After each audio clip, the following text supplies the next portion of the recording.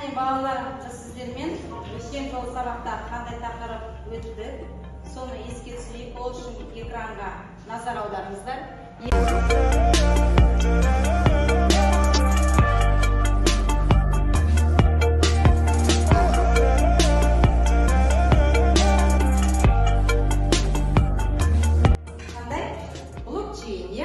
Енді өндірістің дамуы, бір сөзбен айтқанда, өндірістің дамуы, ол не нәрсе? Технология. Өндірістің дамуы, технология. Кез келген блокчейн технологиясында кез келген мәліметтің барлығы, және айтқанымыз, ол екінші бір адамға қол жетімсіз болып келеді. Солай ғой?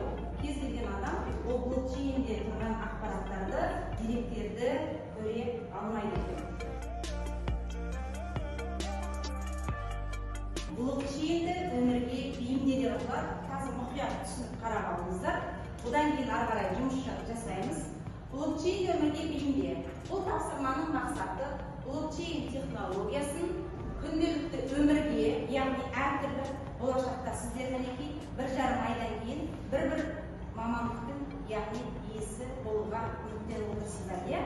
Енді осы жерде отырғандарыңыз, болашақта мен қаржы саласының маманы боламын, медицина саласының маманы боламын, немесе логистика, немесе білім беру саласының маманы боламын дейтін болсаңыздар, осы сіздер таңдаған мамандықта осы технологияны қалай бейімдеуге болатынын ойлап жоба ретінде ұсынасыздар.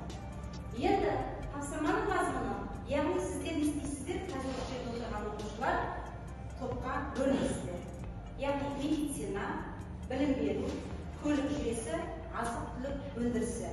Қайсыларыңызға қай сала жақындау, соларыңыз мен медицина саласы, мен мына жерде отырамын, мен білім беру саласы, мен мына жерде, мен көлік жүйесі, мен азық-түлік өндірісі деп 4 топқа бөлініп алайық. Қане?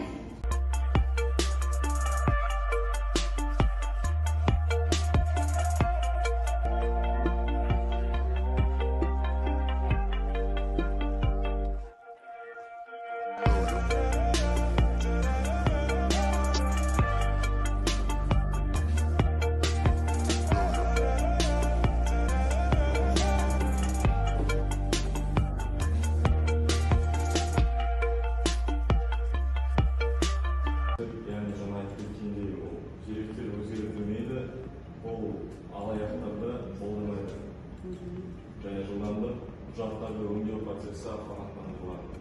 Мысалы, көлік саласы көбісі өздерінің көлік заказ береді ғой.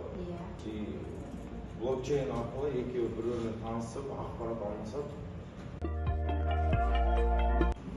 Медицинада блокчейннің артықшылықтары,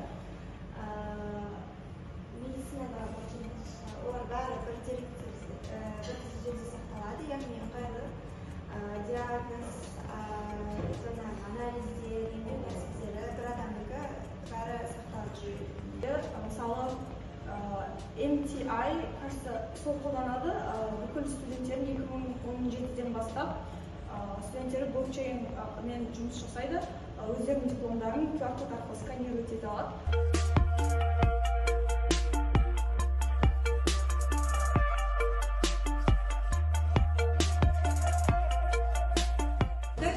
Келесі жолы сабаққа осы тақырыпты тағы да тереңірек зерттеп қарастырып келулеріңізді сұралады.